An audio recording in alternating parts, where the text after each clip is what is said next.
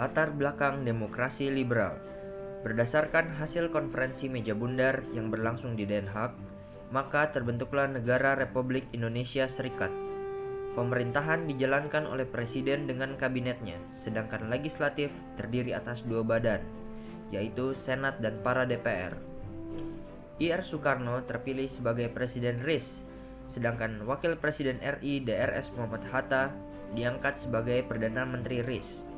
Namun, karena banyaknya terjadi gerakan-gerakan yang menuntut pembubaran negara bagian, maka negara RIS tidak bertahan lama. Setelah Presiden Soekarno menandatangani rancangan UUD 1950, maka Indonesia secara resmi mengubah sistem demokrasinya menjadi demokrasi liberal. Kabinet Natsir. Kabinet Natsir merupakan kabinet pertama yang menjalankan pemerintahan di Indonesia. Kabinet ini berasal dari Partai Masyumi dengan Muhammad Natsir sebagai Perdana Menteri. Semasa pemerintahan Kabinet Natsir, Indonesia berhasil memetakan politik luar negeri yang bebas dan aktif. Selain itu, Indonesia juga berhasil masuk menjadi salah satu anggota Perserikatan Bangsa-Bangsa.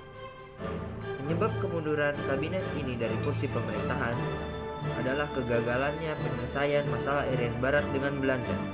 Juga munculnya banyak mosi akan peraturan pemerintah mengenai DPRD dan DPRDS yang terlalu menguntungkan Partai Masyumi. Kabinet yang memerintah Indonesia setelah kemunduran Kabinet Natsir adalah Kabinet Sukiman yang dipimpin oleh Sukiman Wiryo Sanjoyo. Tidak banyak program-program dari Kabinet Sukiman yang berjalan dengan lancar.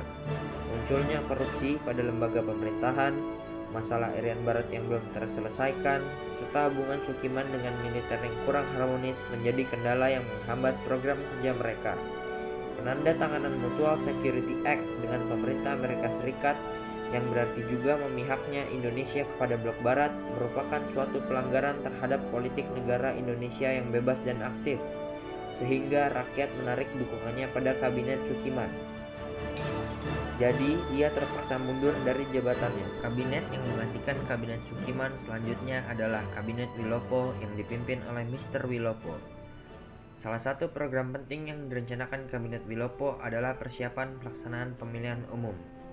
Program luar negerinya juga ditekankan kepada perjuangan pengembalian Irian Barat kepada Indonesia. Namun, Kabinet Wilopo juga tidak luput dari masalah-masalah yang menggoyahkan kedudukannya. Antara lain adalah masalah Angkatan Darat yang dikenal dengan peristiwa 17 Oktober 1952. Namun, masalah yang membuat Kabinet Wilopo terpaksa turun dari jabatannya adalah peristiwa Tanjung Morawah yang menyebabkan munculnya mosi tidak percaya dari Serikat Indonesia terhadap Kabinet Wilopo. Setelah Kabinet Wilopo, kabinet selanjutnya yang memimpin Indonesia adalah Kabinet Ali Sastro Amijoyo. Kabinet ini memiliki program untuk melanjutkan persiapan penyelenggaraan pemilu, juga persiapan kerangka panitia pelaksanaan pemilihan umum. Salah satu program yang sukses dari kabinet ini adalah Konferensi Asia Afrika yang diselenggarakan di Bandung. Namun sayangnya kabinet ini terpaksa menyerahkan mandatnya kembali sebelum pemilu 1955 dapat terlaksana, dikarenakan berlanjutnya konflik pada Angkatan Darat di mana A.H. Nasution mengundurkan diri dari KSAD dan digantikan oleh Bambang Sugeng, sehingga rakyat menarik dukungannya kepada Kabinet Ali Sastro Amijoyo. Selanjutnya, Kabinet Ali Sastro Amijoyo digantikan oleh Kabinet Burhanuddin Harahap. Salah satu hasil yang paling menonjol dari kabinet ini adalah pelaksanaan pemilu pertama bangsa Indonesia pada tahun 1955.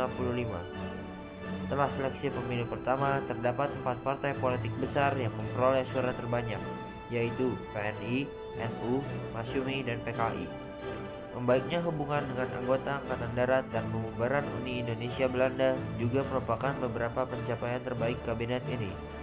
Setelah hasil pemilu keluar, maka Kabinet Burhanuddin Harahap mengundurkan diri.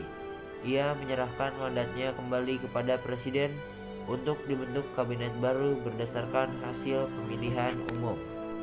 Setelah masa pemerintahan Kabinet Burhanuddin Harahap, Kabinet Ali Sastro Amijoyo kembali diserahi mandat untuk membentuk kabinet baru. Kabinet baru ini merupakan hasil koalisi 3 partai, yaitu PNI, Masyumi, dan NU. Beberapa program yang dapat terlaksana pada masa kabinet ini adalah pembatalan konferensi meja bundar oleh Presiden Soekarno, pelaksanaan keputusan konferensi Asia Afrika, juga peralihan perusahaan Belanda menjadi milik warga Tionghoa. Namun, timbulnya gerakan-gerakan anti-Cina dalam masyarakat membuat perpecahan di berbagai daerah. Selain itu, salah satu faktor mundur kabinet ini adalah banyaknya gerakan-gerakan separatis antar partai politik yang menimbulkan keretakan pada pemerintahan.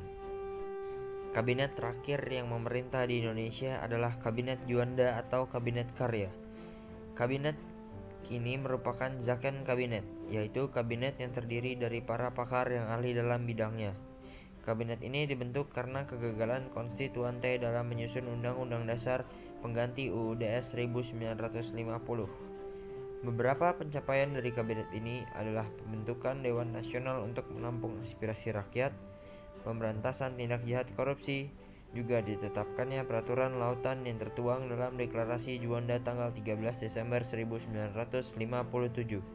Hal ini merupakan bukti keberhasilan diplomasi Indonesia dalam memperjuangkan wilayah teritorial laut Indonesia. Karena gagal menyelesaikan aksi-aksi pemberontakan separatis di daerah-daerah, juga karena kondisi ekonomi negara yang semakin terpuruk, maka krisis demokrasi liberal sudah mencapai pada puncaknya. Sehingga Presiden Soekarno mengeluarkan dekret presiden pada 5 Juli 1959 dan mengubah demokrasi Indonesia menjadi demokrasi terpimpin.